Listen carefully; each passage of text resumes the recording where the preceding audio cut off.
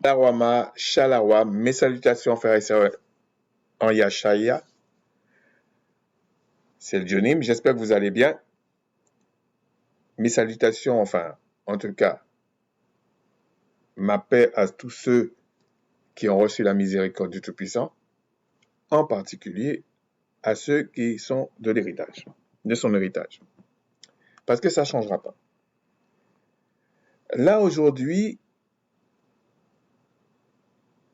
je vais vous parler d'une petite surprise que je voulais faire, sans entrer dans trop de détails, évidemment, parce que derrière ça, il y a quelque chose d'autre, mais pour l'instant, je suis pas prêt à euh, en parler dans une vidéo. Voilà. Donc, je fais ce que j'ai à cœur, par la grâce Tout-Puissant. Donc, j'espère que ça va pas être trop long, mais c'est un peu ce que je reproche à, à certaines personnes comme Armando. Il faut le dire. Euh, il y a Olivier ou Monsieur Olivier qui n'a pas la même démarche. Je suis pas d'accord avec lui sur certaines choses, mais il n'a pas la même démarche et euh, je respecte ça. C'est-à-dire que lui, il dit je suis un frère et j'ai des convictions que je partage. D'accord. Alors qu'Armando, c'est pas ça. Armando dit qu'il est docteur, donc un spécialiste, et il n'est pas un docteur comme ça. Il est spécialisé dans l'eschatologie. C'est-à-dire dans les prophéties, dans la datation des choses, etc. Il est spécialisé là-dedans. Et de temps en temps, il parle des Écritures. De temps en temps, il parle de ses expériences. Moi, j'ai rien contre ça, en fait. Moi, j'ai pas la même démarche, mais sauf si ça a une utilité vraiment, peut-être je peux dire que c'est moi, ou je peux dire, je peux essayer de maquiller le truc pour pas, parce que ça n'a pas une grande incidence. Pourquoi? Parce que ce qui est important, c'est ce que tu m'expliques. Donc, si maintenant, comment je vais savoir que la personne, selon ma compréhension des choses, que la personne connaît quelque chose, c'est si la personne arrive à me le démontrer. Moi, le fait de me dire euh, que tu as eu telle vision, tel son, tel truc, tel machin, ça peut être vrai comme ça peut être faux. À la limite, ça c'est ta gloire à toi. Et j'ai rien contre ça. Mais ça m'apporte rien personnellement si tout ce que tu racontes là, en plus je peux pas le vérifier, alors que ce que je peux vérifier, c'est pas clair. Ok? C'est-à-dire que si la personne ne connaît pas le minimum, enfin, quand je dis le minimum, ou le B.A.B.A., je sais pas comment expliquer ça, quelque chose que je peux vérifier et que j'estime que c'est faux. Parce que si quelqu'un vient, peu importe la personne, il vient, il me raconte des trucs et puis il me fait comprendre que c'est l'esprit de vérité qui l'a établi, donc c'est le Christ derrière. Okay? Et que il me raconte carrément des trucs faux. Alors, on peut pas se cacher tout le temps derrière le fait de dire qu'on fait des erreurs. Oui, on fait des erreurs, mais c'est pas de ça. Quand tu es un spécialiste, imaginez-vous un spécialiste en physique. Et le gars, il vient, et puis il dit voilà, il se présente spécialisé, et il commence à parler, et puis il propose même à des gens comme un petit challenge. Oui, je vous parle à vous, et allez regarder les choses que je prétends connaître, et revenez si vous avez des questions. Et là, tu reviens, tu lui montres, non seulement tu as des questions, mais tu lui démontres que ce qu'il dit est faux. Ce spécialiste-là, il ne peut pas se cacher derrière des erreurs.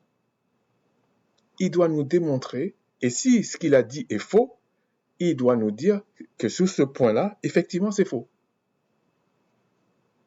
Il ne doit pas nous laisser deviner. Ça ne se fait pas, en fait. Et c'est ce que je reproche à Armando, en fait. Et il n'est pas obligé d'avoir un débat avec les gens sur un même plateau. Non! Il peut faire aussi des vidéos. Il a interpellé les gens à partir d'une vidéo. Il n'y avait pas de débat, là. Donc, je pense que je suis quand même assez honnête en lui parlant de certains points. Et même ce point, même la vidéo sur le souverain sacrificateur, c'était simplement pour lui faire comprendre à des gens comme Armando que le Christ, même dans les cieux, il est souverain sacrificateur. Il n'était pas sur la terre.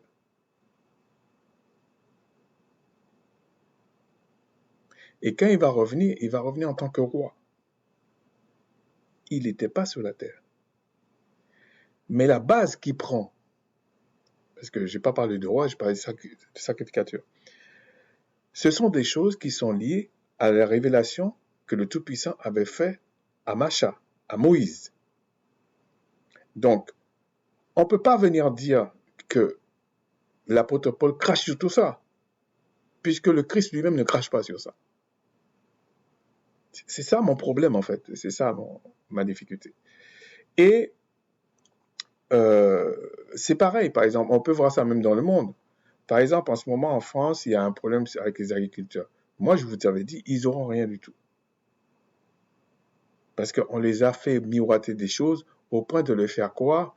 Il y a beaucoup de personnes, peut-être à l'extérieur, qui ne savent pas que l'agriculture française est financée juste après la guerre. C'est pour ça qu'entre autres, qui disent que le général de Gaulle, c'est un héros français.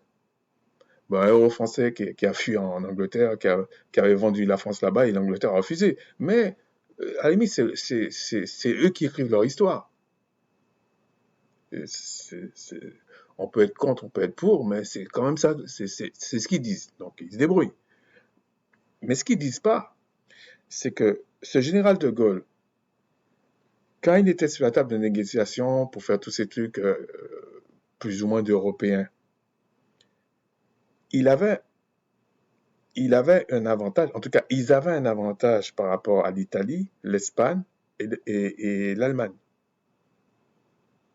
Même la Belgique. L'Italie, parce qu'il y avait Mussolini, ça fait un peu tâche, comme on dit. L'Espagne avait Franco et l'Allemagne avait Hitler. Donc, juste après la guerre de 1945, la France passait pour la victime. Et en plus, elle avait des colonies, pas seulement en Afrique. En Asie, elle avait des colonies un peu certains coins, et surtout en Afrique. Hein. Mais, donc, elle pesait sur la table en disant, moi, je peux piller là-bas, parce qu'il faut dire les choses comme elles sont, je peux piller là-bas, et on va distribuer, on va s'arranger. Donc, ils ont créé d'autres systèmes. C'est pour ça qu'il y a des très grandes firmes, notamment en France, comme Eurocopter et tout ça, qui a été créé, Eurocopter, avant même l'Europe. Donc, il faut comprendre tous ces petits trucs-là. Bon, ma chaîne n'est pas faite pour ça. Il y a ceux qui prétendent qu'ils comprennent tout ça, ben, ils ont encore en parler. C'est pas à moi d'en parler de ça. Mais ce que je veux dire par là, c'est que à partir de là, on peut comprendre pourquoi, dès le départ, l'agriculture française est financée. Alors que c'est les mêmes qui empêchent l'Amérique du Sud, qui empêchent avec leurs alliés, qui empêchent l'Afrique, tout ça, de financer leur agriculture. Alors que eux, ils ont 12 mois de soleil. Mais c'est un monde de mensonges et pas de bisounours du tout qui est là. Tout ça pour dire qu'il y a des gens qui vont préférer les fables que la réalité. Au point de venir critiquer l'Espagne.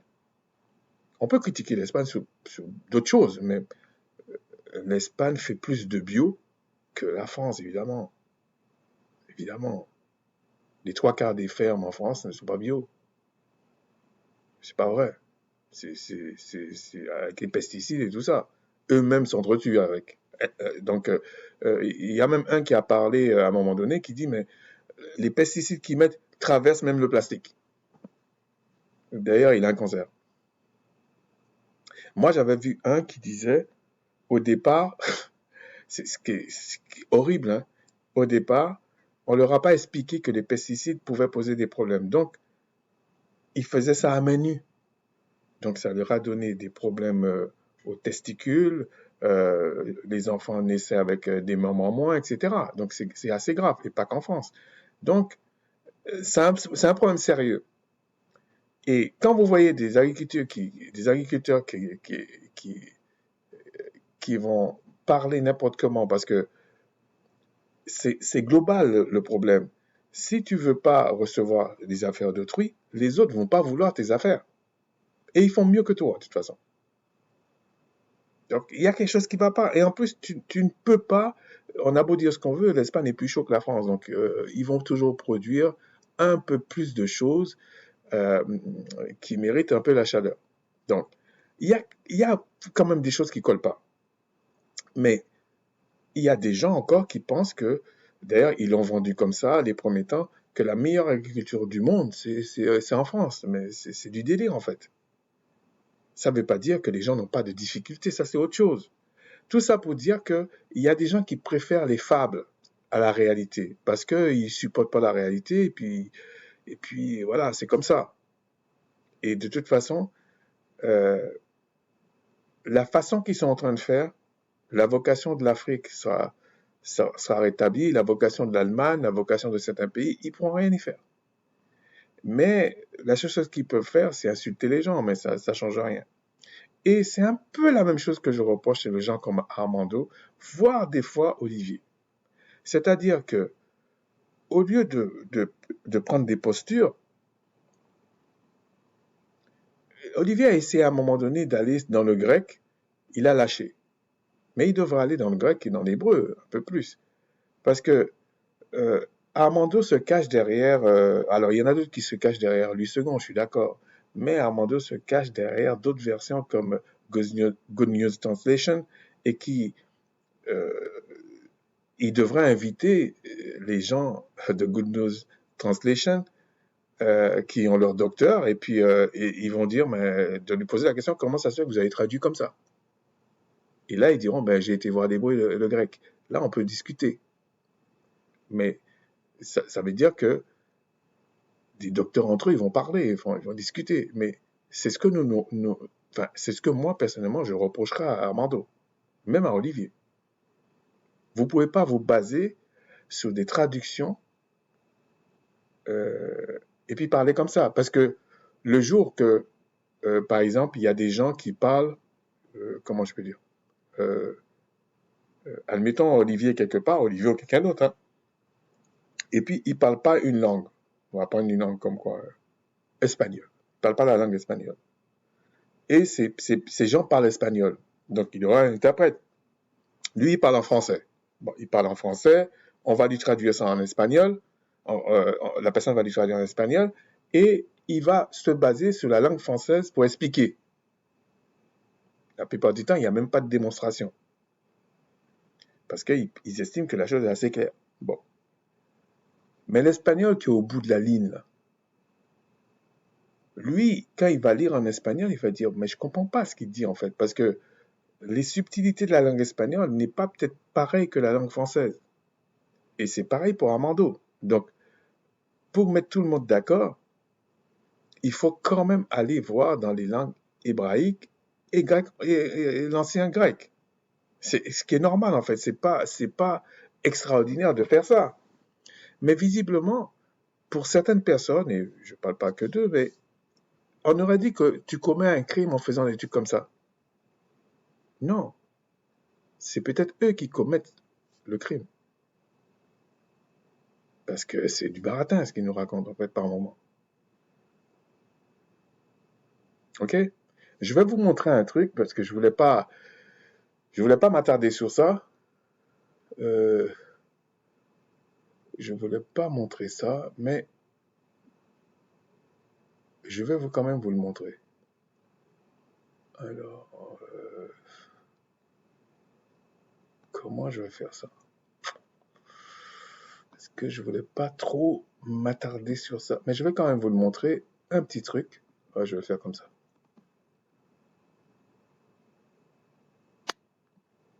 Pour vous montrer que c'est pas si simple que ça par moment. OK? Ça, on va aller dans... Je vais prendre Matthieu parce que c'est un peu plus explicite. Matthieu 28, 1. On vous dit ici, après le Shabbat, à l'aube du premier jour de la semaine, Marie de Magdala et l'autre Marie allèrent voir le sépulcre.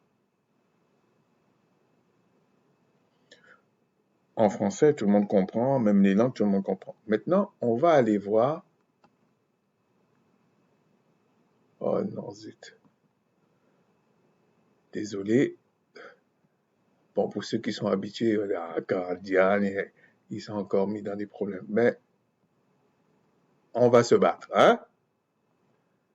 Alors, ici, on va aller là. Et je vais aller dans Matthieu 28. Hein, et je vais vous montrer quelque chose. C'est pas l'objet de la vidéo, mais je vais juste vous montrer qu'est-ce que j'essaie d'expliquer. Surtout quand quelqu'un vient et dit qu'il est spécialisé. 28.1. Donc, vous avez vu ici, c'est marqué Shabbat, semaine. C'est quand même différent. Regardez en grec ancien. Je vais le lire ici, sabbaton. Donc ça, c'est Shabbat. On continue. C'est encore marqué sabbaton. Et c'est exactement la même orthographe. C'est le même strong, 45-21. Et là, c'est semaine. Donc ça veut dire, si vous ne comprenez pas la chose au départ, normalement, on aurait dû dire, enfin, si on va brutalement comme un bourrin, là, après la semaine, à l'aube du... je dis premier jour, mais j'aurais pu compliquer, ok? Du premier jour de la semaine. Parce que ici, ce serait semaine, ici, ce serait semaine. Mais il y a des langues comme ça. Hein. Il y a les langues asiatiques, il n'y a pas il n'y a pas les temps comme d'autres langues. C'est-à-dire que si tu veux dire le futur, tu dis je pars demain. Ça, c'est le futur. Mais dans d'autres langues, on dirait je partirai. Il y a une forme. Je pars hier. C'est-à-dire, ça, c'est le passé. Donc, il y a des langues comme ça. Mais ici, ça veut dire que semaine, c'est la même chose que Shabbat. Je parle de grec ancien. C'est la même chose. Regardez, c'est la même chose. C'est le même son et tout ça. Donc, si tu ne, comment je peux dire, si tu ne comprends pas ce genre de choses, tu vas lire certains récits et tu vas te baser sur des traductions des gens qu'on a formatés et qu'ils ont traduit comme ça. Ça peut être Good News Translation, ça peut être Louis II, ça peut être Darby, ça peut être n'importe quoi. Je parle pour quelqu'un qui se dit spécialiste. Okay? Là, il y a un problème maintenant. Parce que si tu ne fais pas cette démarche-là,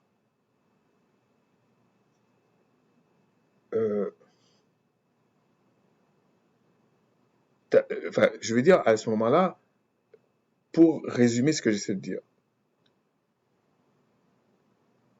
Armando devait rentrer chez Good News Translation, comme d'autres peuvent rentrer chez Louis II, ou Darby, ou je sais pas.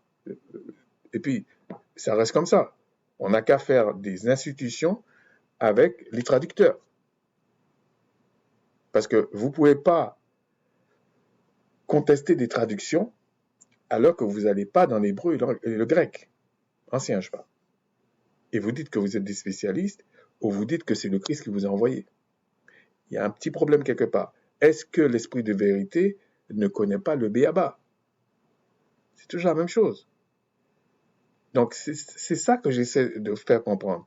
Et quand, dans l'autre vidéo, je parle du souverain sacrificateur à perpétuité, qui est le Christ, selon l'ordre de Melchisédek, ça ne s'est pas passé sur la terre. Pour le Christ, ça ne s'est pas passé sur la terre. Le Christ sur la terre, il était l'agneau. C'est pour ça qu'il a souffert le martyre, pour le sacrifice. Mais il n'était pas souverain sacrificateur. Il n'était pas roi non plus. Et à quel moment il sera souverain sacrificateur et roi? C'est dans sa gloire, quand il reprend sa gloire. Et là, on va en parler. Est-ce que la loi de Macha était vraiment mise de côté ou de la boue, comme l'apôtre Paul comme vous avez compris que l'apôtre Paul a dit, alors qu'il n'a jamais dit ça. Alors ça me retarde pour la loi, mais je vais y aller quand même, les gars. Donc, il suffit de patienter un petit peu, mais ça contribue quand même à parler de certains aspects de la loi euh, qui a été révélé à Macha. Donc, on va euh, commencer comme d'habitude. Au commencement, là, c'est marqué Dieu, mais c'est le créateur des esprits créa les cieux et la terre, puisque ici, c'est un pluriel, et j'ai déjà expliqué ça. Mais ce qui est plutôt intéressant, c'est ici. Au commencement était la parole était avec le Tout-Puissant, et la parole était le Tout-Puissant. Ici, ces deux commencements-là, entre Genèse et Jean, Jean, c'est lui qui a le commencement le plus loin dans le temps. C'est-à-dire, on ne peut pas montrer les deux commencements comme ça en disant, ben, ces commencements, c'est en même temps. C'est faux. Ici, la parole, c'est l'essence même créative. J'avais fait un lapsus dans l'autre vidéo. Bon, je l'ai mis en description parce que j'ai écouté après. En fait, euh, je l'ai écouté après parce que je garde toujours une copie sur mon laptop. Et donc, la parole ici, c'est le logos pour les Grecs.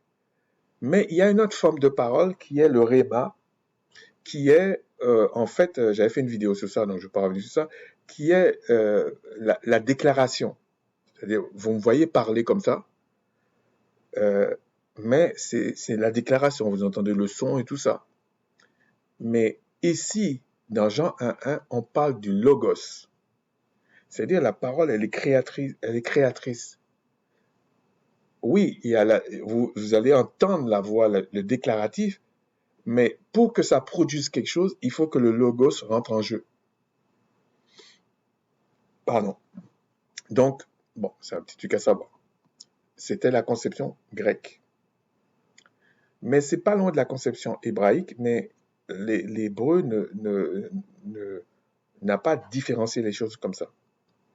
C'est simplement ça. Alors, Lamentation 3.37. Qui dira qu'une chose arrive sans que le Seigneur l'ait ordonné?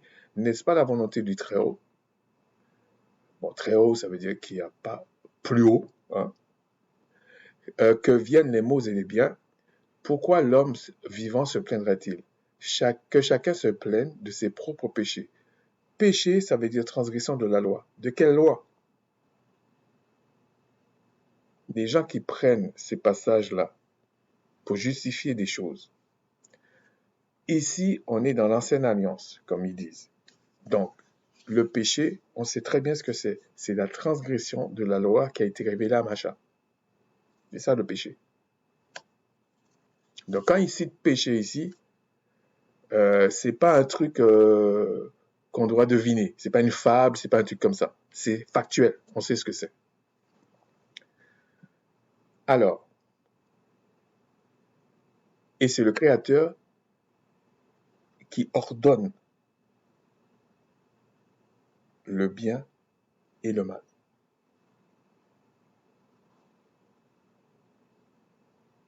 Et c'est lui qui a mis le péché dans la chair de l'homme. Peu importe. Vous pouvez crier, vous pouvez rouler par terre.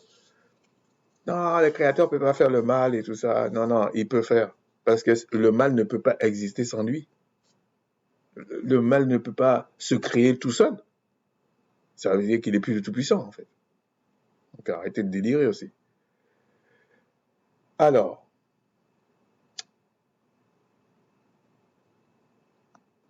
je vais quand même lire Romains 12. 12.6. Est-ce que c'est ça? C'est quoi ça? Matthieu 11. Non, je vais lire que ça. Romains 12:6. Puisque nous avons des dons différents selon la grâce qui nous a été accordée, que celui qui a le don de prophétie l'exerce selon l'analogie de la foi en Christ évidemment. Que celui qui est appelé au ministère s'attache à son ministère, celui qui est appelé à un ministère s'attache à son ministère.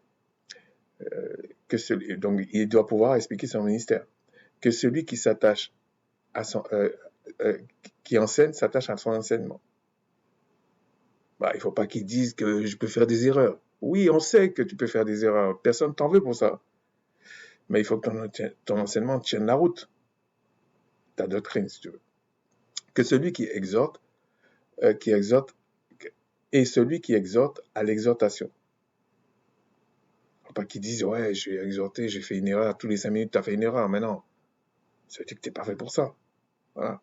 Laisse d'autres qui peuvent exhorter. Ils peuvent faire une erreur, mais ils vont peut-être sur 100 exhortations, ils vont peut-être faire 10 erreurs, donc ça tient encore.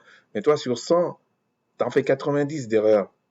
Si c'est pas 100, à un moment donné, il faut être objectif. Que celui qui donne le fasse avec libéralité, que celui qui préside le fasse avec zèle. Il y a le zèle amer, c'est pas celui-là qu'on parle. C'est le zèle de piété, rempli de piété.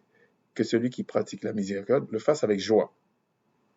Et je vais vous dire pourquoi il parle de ça, l'apôtre Paul, parce que quand tu as vraiment l'esprit de vérité en toi, le Créateur te donne la capacité, au nom du Christ, de faire les choses avec de la maîtrise de soi. C'est pour ça qu'on te dit, l'un des aspects du fruit de l'esprit, c'est la maîtrise de soi, la sagesse, la tempérance, etc. Sinon, c'est de l'imposture pure et dure. Je ne suis pas en train de parler quand tu es un enfant et que tu es en train de grandir. Ça, c'est encore autre chose. Maintenant, voilà ma petite surprise, ok? Donc, souverain sacrificateur, c'était dans les cieux. Il est rentré dans le lieu très saint. Et les gens ne viennent pas se balader là-bas. C'est pour ça qu'on vous dit, il est rentré une fois et il est ressorti. Pour vous dire que le Créateur rigole pas, en fait. Avec sa souveraineté, il ne plaisante pas. Même avec le Fils. Ensuite, donc on va aller dans Jean 20. Alors, le passage, c'est pas très long le passage, mais je vais vous le lire. On va lire 17, parce que je ne vais pas lire de 1 à 20, il faudrait lire de 1 à 27, on va pas y aller là-dedans. Là. On va lire 17, verset 17 et verset 26-27, parce que c'est quelque chose qui s'est produit en fait. Donc dans Jean 20, 17, le verset 17, voilà ce qu'il dit. Le Christ lui dit, donc après la résurrection, ok? Et il faudrait dire encore des choses avant, mais c'est pas l'objet de la vidéo. Et là encore, je suis pas chaud de le dire en fait. Parce que c'est bien beau de dire vous êtes docteur, vous êtes ceci, vous êtes cela. Il faut nous expliquer tous ces trucs-là, ok? C'est pas le petit qui voilà qui va vous expliquer ça. Donc les gars, vous êtes grands, vous vous débrouillez. Alors, je parle à mes frères, à ceux que ça doit arriver. Et c'est à eux de vérifier. Alors, le Christ lui dit, ne me touche pas, car je ne suis pas encore monté vers mon Père, mais va trouver mes frères et dis-leur que je monte vers mon Père et votre Père, vers mon pouvoir et votre pouvoir. Bon. Ensuite, on va lire 26-27 du même chapitre. 8 jours après, les disciples de Christ étaient de nouveau dans la maison, et Thomas se trouvait avec eux.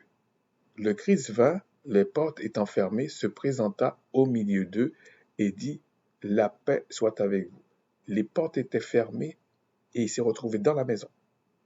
Donc, c'est un esprit vivifiant qui est là.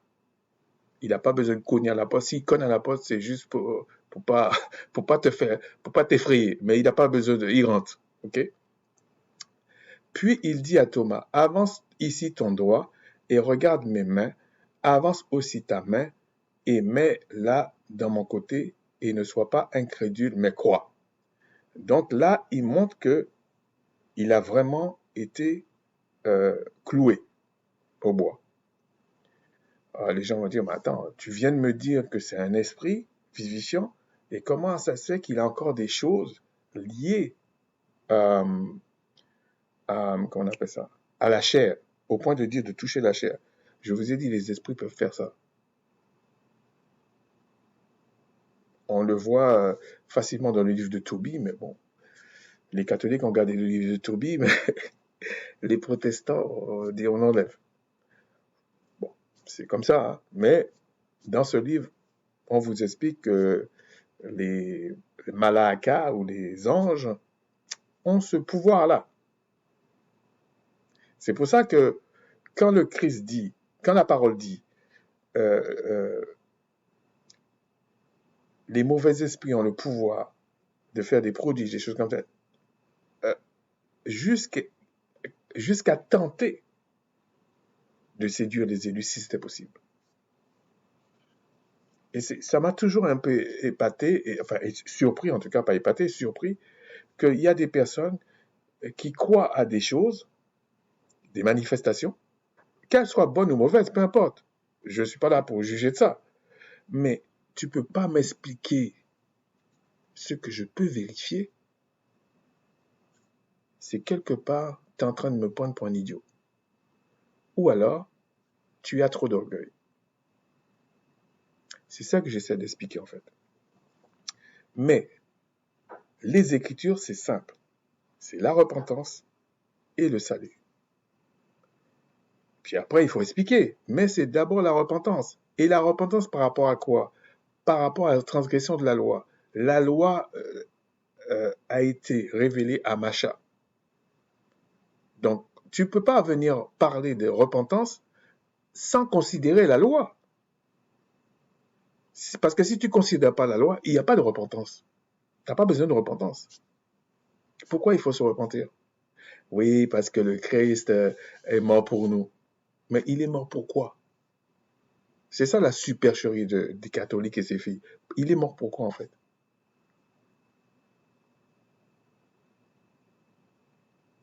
Parce qu'on a prétendu qu'il avait transgressé la loi.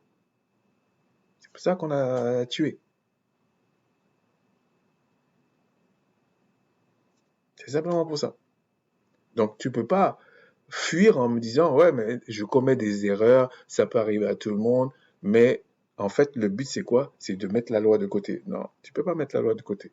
Par contre, tu peux être humble en disant, je ne comprends pas. Mais ça, c'est un peu trop demander à des gens qui ont de l'orgueil. Mais bref. Donc, on va montrer encore un aspect. Christ est dans sa gloire. On est bien d'accord. Parce qu'il revient 8 jours après et il dit il est monté vers le Père. Donc, il est revenu dans sa gloire. On ne peut pas dire que c'est un autre Christ qui était là. Non, il était sur la terre. Non, non. Là, il est dans sa gloire. Parce qu'il est monté vers le Père. Alors, ensuite, vous êtes mal barré avec nous. Lévitique 15, on ne va pas tout lire, mais Lévitique 15:33 parle de quelque chose. Ne voyez pas uniquement l'aspect extérieur de la chose, parce que je sais qu'il y en a qui sont comme ça. Il y en a même certains, ils pensent tellement qu'ils ont compris, ils balayent les vidéos, pas de moi seulement, de d'autres personnes, et puis ils pensent qu'ils ont compris. Mais c'est ce que je demandais au Tout-Puissant. Donc, j'ai pas de problème avec ça. Alors, on va lire dans le chapitre 15, 13 à 15, 19 et 24-30. Comme ça, vous allez comprendre pourquoi je fais ça. Ça n'a rien à voir avec la Kabbale, qui pour moi est une forme de sorcellerie, c'est ouvert. Ça n'a rien à voir. Okay? Bon, ceux qui veulent s'embarquer là-dedans, ils se débrouillent. Mais ce n'est pas ça. Je suis en train de parler de la théorie d'une science. Et c'est ce que je reproche, par exemple, à Armando. Si on regarde cette vidéo ou si quelqu'un lui en parle, il faut lui dire, ça c'est de l'imposture ce qu'il fait. Parce que tu peux pas venir en tant que spécialiste, docteur, je sais pas de quoi, mais normalement tu es docteur de la loi. Même si tu dis la loi de vie, il faut m'expliquer ce que c'est la loi de vie. Et tu peux pas venir me dire que tu es docteur et tu n'as pas une théorie qui m'explique une science. Parce que tout le monde a des expériences. Ça suffit pas. Mais une expérience qui colle avec la théorie, ça, c'est plus proche de la vérité. Ouais. Alors, dans Lévitique 15, voilà ce qu'il est dit. 13 à 15. Vous allez voir où je veux en venir. Lorsqu'il est purifié, ça c'est un homme, lorsqu'il sera purifié de son flux, il comptera 7 jours pour sa purification. Et il lavera ses vêtements. Il lavera sa chair avec de l'eau vive et il sera pur. Alors, j'ai dit combien? Jusqu'à 15. Le 8e jour, il prendra 2 tourterelles et 2 jeunes pigeons et il ira devant le Tout-Puissant, devant Yahweh, si on utilise cette convention que j'utilise, à l'entrée de la tente d'assignation et il les donnera au sacrificateur. En gros, il va se présenter devant le Tout-Puissant. Le sacrificateur les offrira l'un en sacrifice d'expiation et l'autre en holocauste. Et le sacrificateur fera pour lui l'expiation devant le Tout-Puissant à cause de son flux. Là, on confirme l'expiation, ça veut dire le pardon du péché. On n'est pas en train de parler de lui ôter dans l'âme le péché. Mais sachez que, comme dit Hébreux 9:11, la loi révélée sous Macha était pour la purification de la chair. Donc, c'est pas étonnant. Je dis ça pour ceux qui suivent pas.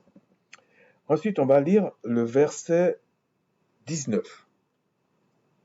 La femme qui aura un flux de sang en sa chair, pas dans son âme, restera 7 jours dans son impureté, quiconque la touchera sera impur jusqu'au soir. Mais ça, comme j'ai déjà expliqué, que ce soit l'homme ou la femme, ce n'est pas qu'il fallait les jeter, comme on a voulu faire croire, des bourricots, méchants, ignares, malhonnêtes, enfants du diable, je peux le dire franchement, ça n'avait rien à voir avec ça. C'est que quand tu as le péché, non, pas quand tu as le péché, quand on te dit impur dans ce sens, c'est dans le sens que tu n'es pas apte à certaines fonctions, que ce soit culturelles, euh, familiales, etc. C'est uniquement ça. Ok? Parce que si la femme n'a pas de flux, surtout la femme n'a pas de flux mensuel, elle ne peut pas enfanter. Hein? Donc, c'est un peu idiot de croire que le flux mensuel, c'est un péché. Donc, non, c'est pas vraiment ça. Par contre, le péché, c'est la transgression de cette loi. Ensuite, on va lire 24 à 30 pour bien vous faire comprendre, en tout cas cette partie-là, 24 à 30. Si un homme couche avec elle, donc pendant ses menstrues, avec elle, donc on parle de la femme ici, et le tout premier, c'était un homme qui avait des écoulements. Des écoulements, mais dans le sens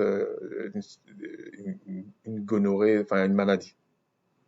C'est peut-être pour ça qu'ils associent ça, mais en fait, c'est pas ça, c'est l'histoire du flux, en fait. C'est ça, les impuretés.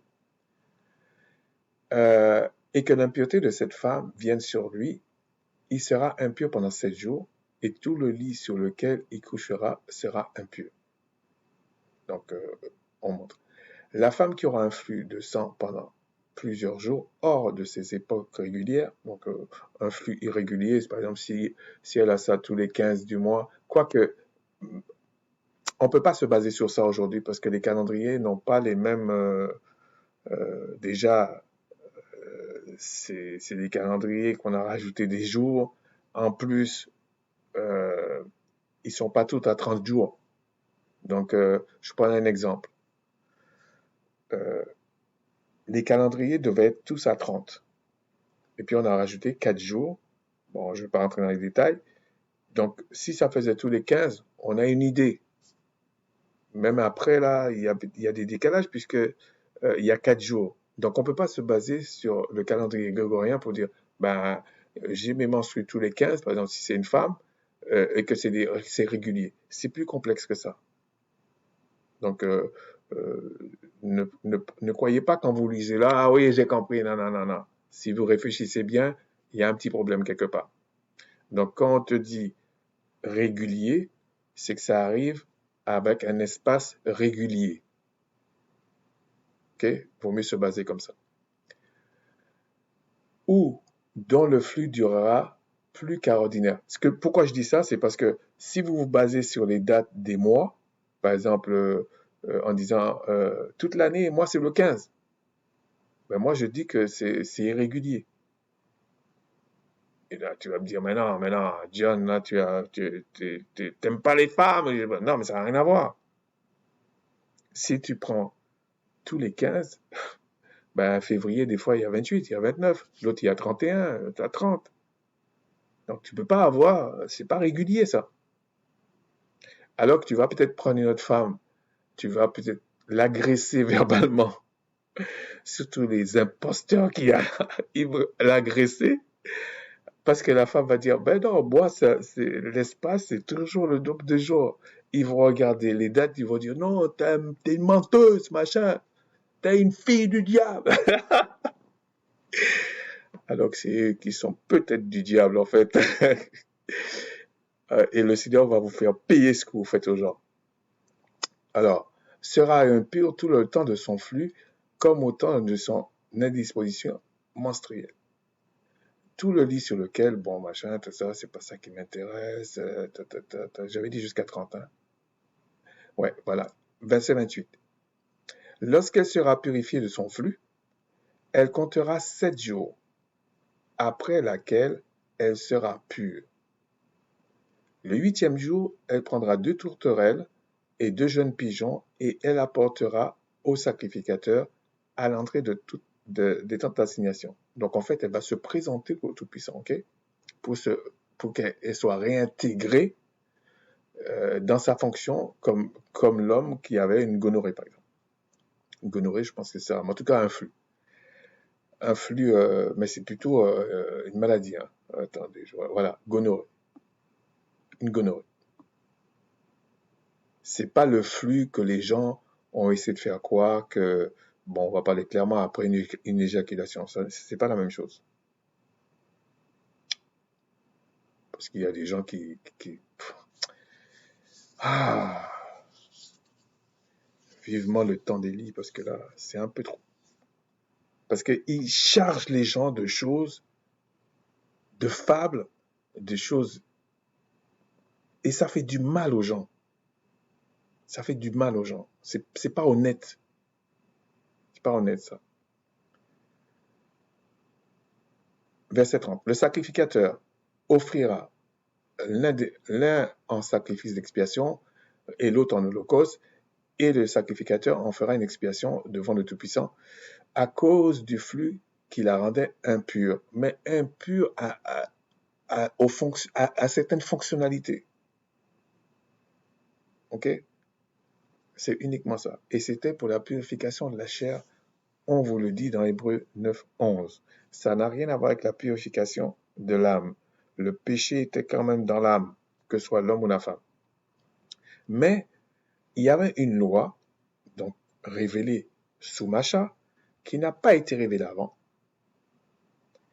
qui est quand tu es impur, donc comme si tu manifestais un péché, en l'occurrence dans ta chair, qui est censé affecter ton âme. C'est ça qu'il faut comprendre. Hein? Donc, au moment où ça s'arrête, tu devrais te purifier pendant 7 jours, enfin attendre pendant 7 jours, et le 8e jour, tu devais te présenter devant le Tout-Puissant. Là, on vous dit, parce que tout est justifié par le sang. Pour être justifié. Donc, là, c'était des sacrifices, et c'était le sacrificateur qui devait le faire, et là, on te réhabilitait. Bon. Ça s'est pas passé que là, pour pas dire que c'est ça. On va aller dans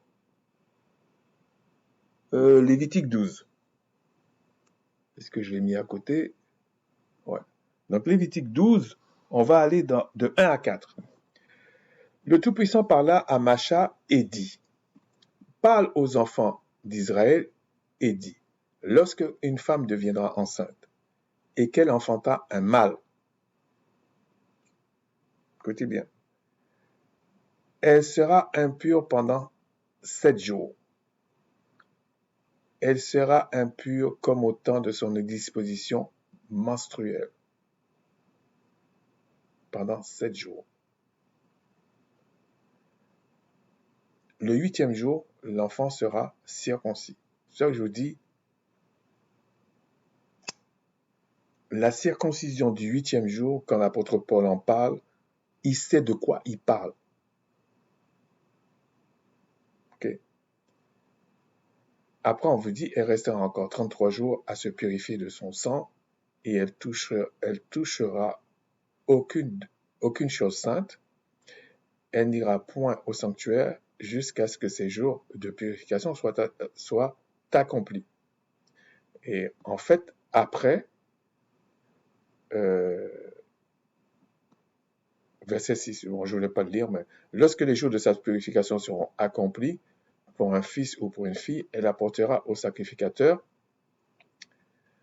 à l'entrée de la tente d'assignation un agneau d'1 an, etc. Et il y a quand même un sacrifice pour la réhabiliter. Mais là, elle a 33 jours et pour une fille, elle a le double,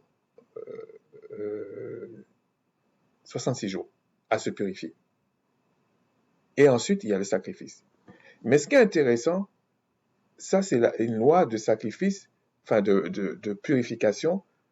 Et on vous dit pour un garçon, là quand on parle de la femme, on lui dit c'est 33 jours quand c'est un garçon. Et c'est le double. Est-ce que c'est ça? Je vais vous dire. Ouais, 33 jours quand c'est un garçon et le double quand c'est une fille. Mais ce qui m'intéresse, c'est l'enfant. C'est l'enfant. OK? Donc ici, ce qui m'intéresse, c'est l'enfant. Il naît, quand c'est un mâle, lui-même doit se purifier pendant 7 jours. Pourtant, c'est un bébé. Et le 8e jour, il sera circoncis. Et je vous assure, quand on vous dit qu'il sera circoncis, il y a le sacrificateur derrière qui présente l'enfant. OK? Donc, je ne veux pas rentrer dans tous ces détails-là. C'est parce que je veux vous montrer quelque chose. Peut-être vous me voyez arriver. Ensuite, on va dans 1 Roi 8,14. Là, c'est une variante. 1 Roi 8,14. Est-ce que c'est ça? Oui. Il y a eu quelque chose qui s'est passé, je pense que c'est là. Non, c'est pas ça. On va le dire quand même. Mais c'est quand même une variante, ok? C'est une variante. On va quand même le lire. Combien j'avais dit? 8,14, hein? Ouais, 8,14. Et Hiram fit répondre à Salomon, j'ai entendu que ce que tu m'as envoyé dire, je ferai tout ce qui te plaira au sujet des bois de cèdre et des bois de pierre. Est-ce que je ne me suis pas trompé?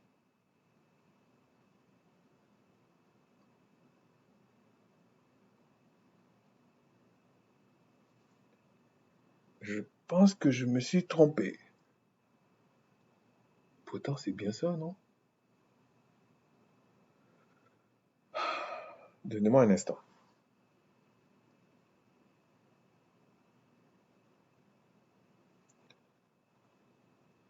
Attends,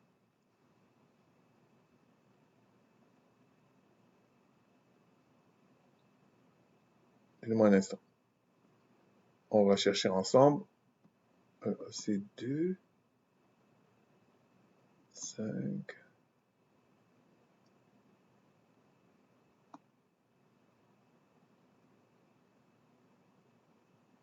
Ok, en fait, c'est 2 rois. Lorsqu'Élisée, toujours 8 et 14, lorsqu'Élisée, homme de Tout-Puissant, apprit que le roi d'Israël avait déchiré ses vêtements, il envoya dire au roi, pourquoi as-tu déchiré tes vêtements? Laisse-le venir à moi et il saura qu'il y a un prophète en Israël. Bon, le contexte, c'est simplement parce que il y avait un autre peuple qui reconnaissait quand même que le Tout-Puissant est quand même le Tout-Puissant et que Israël est le peuple, mais qui a eu un... Vous savez, il y a toujours des gens qui prétendent des choses et puis c'est pas ça. Mais il y avait un prophète qui était là, un vrai prophète, quelqu'un qui démontrait la chose. Si vous voyez ce que je veux dire. Okay? Et il vient, il dit, verset 9, Naaman vint avec ses chevaux et son char, il s'arrêta à la porte de la maison d'Élisée. Donc c'était Élisée. Élisée lui fit dire par un messager, je vous signale ici, c'est un homme, mais en hébreu ce sera toujours Malaaka, comme on dirait un ange. Voilà. Va et lave-toi 7 fois dans le Jourdain, ta chair deviendra saine et tu seras pur. C'est toujours le principe de la loi, qui avait des sciences pour purifier la chair. Cette personne-là, quand on lui dit d'aller dans le Jourdain, c'est pas pour effacer ses péchés. Déjà, il n'est pas israélite. Donc, Naaman fut irrité et s'en alla en disant, voici, je me disais, il sortira vers moi. Bon, ça, c'est les protocoles entre rois. Et il se présentera lui-même. Il invoqua le nom du Tout-Puissant, son pouvoir. Il agitera sa main à la place, sur la place, et guérira le lépreux. Et en fait, ça s'est passé, verset 14. Il descendit alors, se plongea 7 fois dans le Jourdain, selon la parole de l'homme du Tout-Puissant, et sa chair redevint comme la chair d'un jeune enfant, et il fut pur. C'est-à-dire que la loi, elle existe. C'est ce que je veux dire. La loi, elle existe. Mais là, même si c'est une variante, c'est lié à la loi révélée à Macha. Ok? Donc, on ne peut pas dire que c'est une loi d'ailleurs. Bon. Il y a encore un autre cas. Je ne dis pas que j'ai pris forcément tous les cas, mais je voulais parler de ce cas-là aussi. Dans Nombre 12, c'est entre Myriam, la sœur de Moïse, de Macha, et Macha. Il y a eu un petit couac là, et on va lire 2 passages. 1, 2, et on va lire de 10 à 15. Le 1, 2. Marie et Aaron parlèrent contre Moïse au sujet de la femme éthiopienne qu'il avait prise, car il avait pris une femme éthiopienne. Oh là là, quel sacrilège. Mais bon, il y a beaucoup de choses dans ce texte, mais on ne va pas s'attarder sur la moralité du texte, mais euh, on reviendra une autre fois si le Tout-Puissant le permet. Ils dirent, est-ce seulement par Moïse que le Tout-Puissant parle, n'est-ce pas aussi par nous qu'il parle? N'oubliez pas, pour bien comprendre ce qui se passe, c'est que le Tout-Puissant a fait de Moïse le pouvoir d'Israël. Et ils ont traduit ça, je t'ai fait Dieu pour Aaron, et Aaron sera ton prophète. Donc, il faut bien comprendre qu'il y a un statut. Donc, ça veut dire que si Moïse prend une femme éthiopienne, sûrement le Créateur et lui se sont mis d'accord. Et il n'était pas le seul, enfin, il n'est pas le seul qui s'est marié. En plus, quand il dit éthiopienne, il faudrait bien savoir la lignée de cette femme, etc. C'est pas l'objet. Mais c'est pas ça que je veux parler.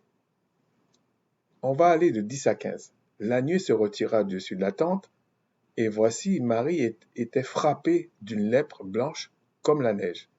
Aaron se tourna vers Marie, et voici, elle avait la lèpre. C'est pas Moïse qui a voulu ça. C'est le Tout-Puissant qui a voulu ça. Ça vous rappelle pas quelque chose? Lamentation 3.37. Voilà. Alors Aaron dit à Moïse, de grâce, mon Seigneur, ne nous fais pas porter la peine du péché que nous avons commis en insensé et dont nous nous sommes rendus coupables. Oh, qu'il ne soit pas comme l'enfant mort-né dont la chair est à moitié consumée quand il sort au sein de sa mère.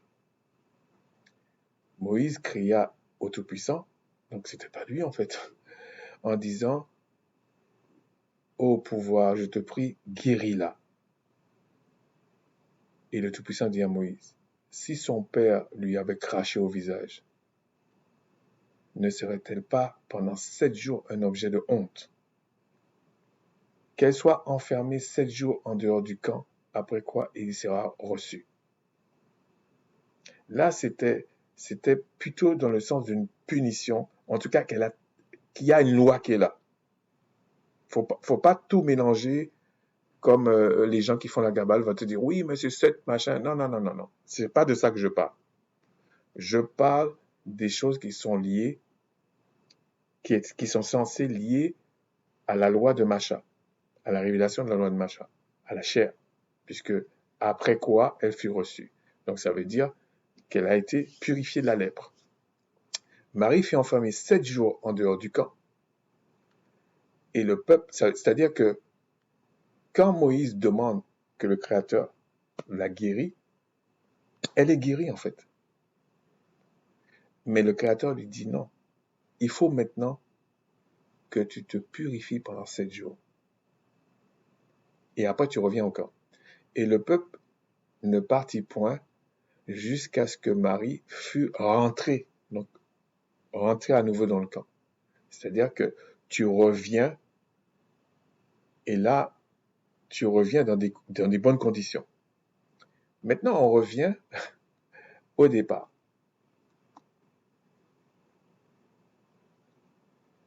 Jean 17. Le Christ lui dit, ne me touche pas. Parce que ça, c'est la résurrection. Hein? C'est la résurrection. Et c'est parce que je vais aller vite, ok? Le Christ dit, ne me touche pas aux gens qui étaient là. Car je ne suis pas encore monté vers mon Père. Mais va trouver mes frères et dis-leur que je monte vers mon Père et votre Père, vers mon pouvoir et votre pouvoir. Donc, on ne peut pas le toucher. Essayez de comprendre tout ce que je vous ai montré dans d'autres textes. On ne pouvait pas toucher Marie. On peut pas toucher l'homme qui a la gonorrhée. On ne peut pas toucher la femme avec son menstru. On peut pas, vous voyez, on peut pas. Même l'enfant là, pourtant on vous dit qu'il est innocent. On vous dit, là c'est un autre aspect, c'est que après 7 jours, là, on présente l'enfant. Mais pendant les 7 jours là, c'est la femme qui s'occupe de son enfant. Donc normalement, tu ne peux pas toucher l'enfant. Parce que c'est la femme qui s'occupe. Et on vous dit pendant 33 jours, elle est impure. Elle doit se purifier, du moins. elle doit se purifier. Pas qu'elle est impure, mais elle doit se purifier. Il y a une nuance. Et le 8e jour, l'enfant, il est circoncis. Mais il est circoncis par qui? Il n'est pas circoncis par sa mère, hein. Circoncis par quelqu'un. Et c'était pour le présenter au Tout-Puissant, le 8e jour. Maintenant, on va lire la partie qui m'intéresse.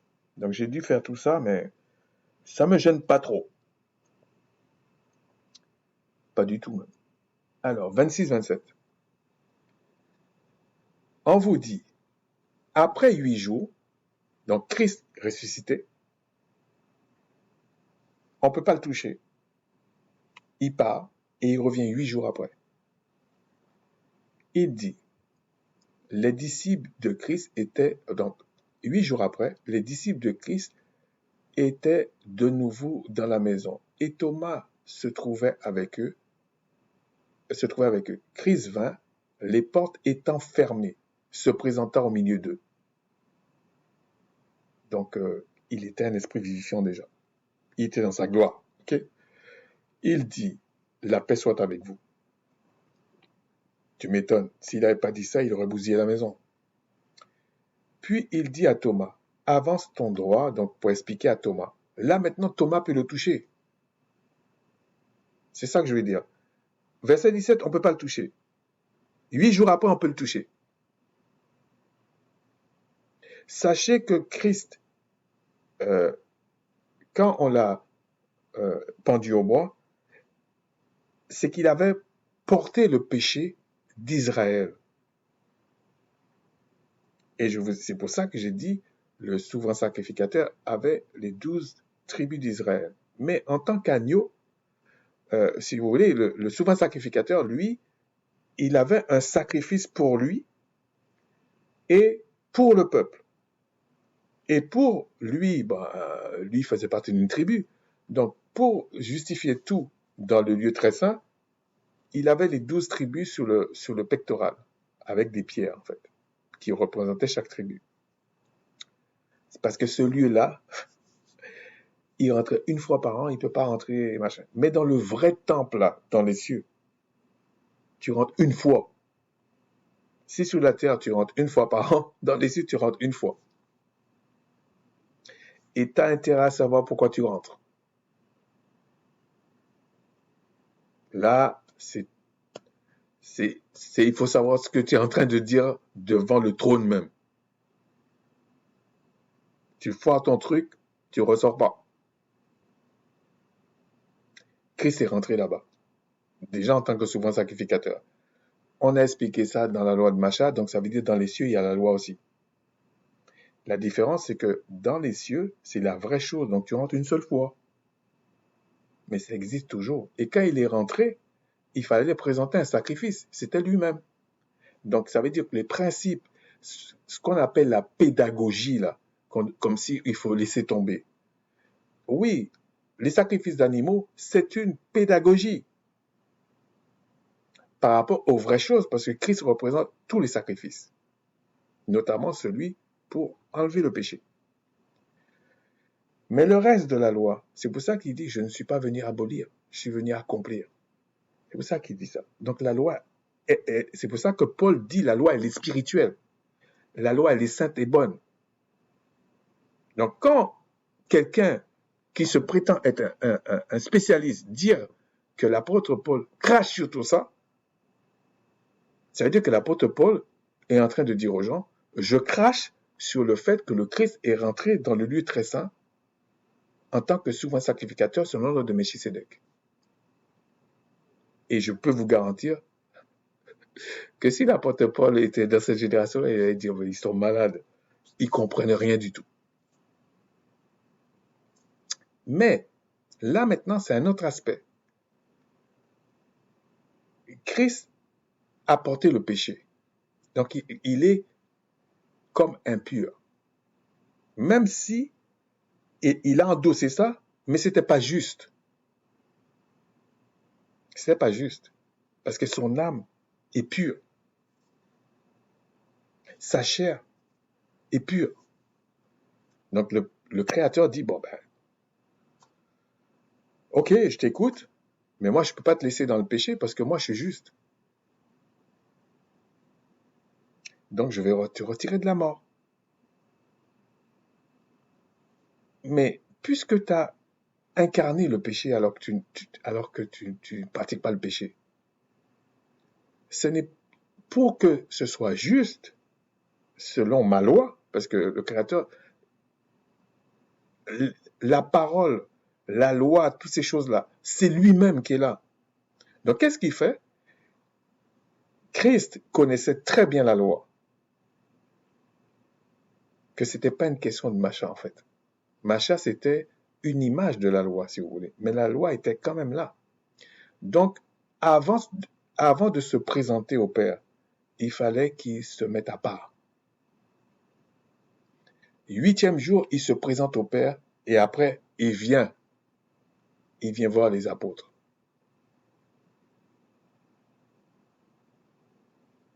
Quand le Père l'a rétabli, là, il vient voir les apôtres. Il dit, maintenant, tu peux me toucher. Maintenant, on peut faire ça. Donc, ça peut expliquer d'autres choses, mais je ne veux pas le dire, mais simplement pour expliquer que, là encore, Christ a respecté une loi qui a été révélée à Macha et qui se passait en Israël, en fait. Que les prophètes connaissaient, que Macha connaissait, les prophètes connaissaient, et que les entités préposées à Israël expliquaient et faisaient les choses dans ce sens.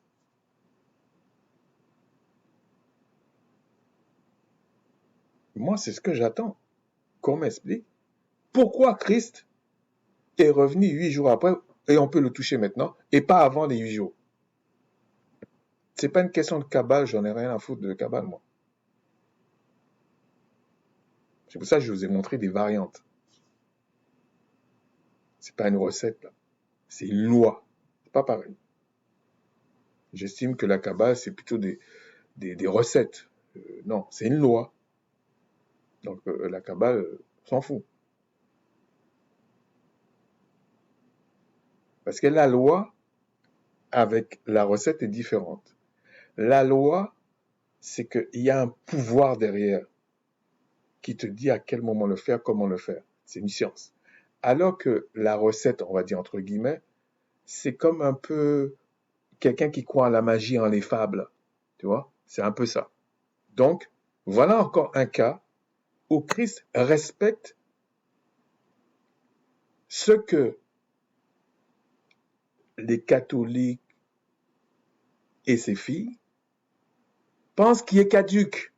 Donc, eux, ils pensent que parce que l'apôtre Paul et d'autres disent, parce que les autres apôtres disaient pareil, que nous avons reçu une grâce par le Christ, donc ça veut dire que la loi qui a été révélée à Macha est caduque.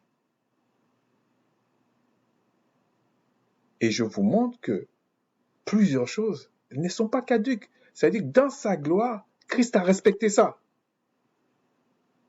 Parce qu'il y en a qui sont un petit peu malins là, qui vont dire, ouais, mais Christ a respecté les choses parce qu'il était encore dans la chair. Pour ceux qui sont là à comprendre là. Alors que je vous montre, en tant que souverain sacrificateur, quand on vous dit il est rentré là, il n'était pas dans la chair. Non. Quand ici il revient 8 jours après, il n'est pas dans la chair. Puisque au moment de la résurrection, il n'est plus dans la chair. Hein. C'est fini. Parce que la chair et le sang ne peuvent hériter le royaume des cieux. Mais comment ça se fait il va dans les choses saintes, dans le royaume des cieux, et il obéit encore à la loi, en tout cas, oui, on peut dire à la loi qui a été révélée à Macha. Et vous venez me dire que on s'en fout de la loi, au petit bonheur la chance, au suivant, quel songe que j'ai, quel rêve que j'ai. Donc voilà, je marche comme ça. Nous disons ce que nous savons.